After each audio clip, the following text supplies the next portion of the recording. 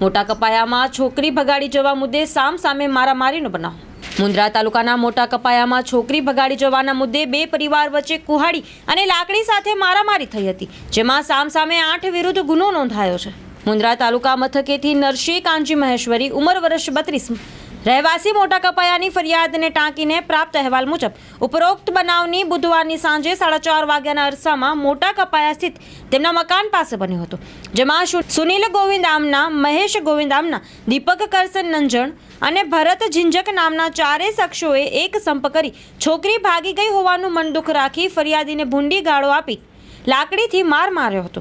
સામા પક્ષે મહેશ ઉર્ફે ભાવેશ ગોવિંદ આમનાએ લખાવેલ ફરિયાદમાં પોતે સમગ્ર ઘટનાક્રમ સંદર્ભે સમાધાન કરાવવા જતા અનિલ કાનજી બુઢ્ઢા, નરસિંહ કાનજી બુઢ્ઢા, જગદીશ કાનજી બુઢ્ઢા અને કાનજી થારુ બુઢ્ઢાએ મંડળી રચી કાંડાના ભાગે કુહાડી અને માથાના ભાગે લાકડીઓ ફટકારી ટાંકા તથા અસ્થિભંગ સહિતની ઈજાઓ પહોંચાડી હોવાની કેફિયત આપી હતી। બનાવને પગલે મુન્દ્રા પોલીસે બંને પક્ષે આરોપીઓ વિરુદ્ધ ગુનો દર્જ કરી અને કાયદેસરની કાર્યવાહી હાથ ધરી છે। અત્રે નોંધનીય છે કે કચ્છમાં કેટલાક સમયથી મારામારીના બનાવો વધી રહ્યા છે।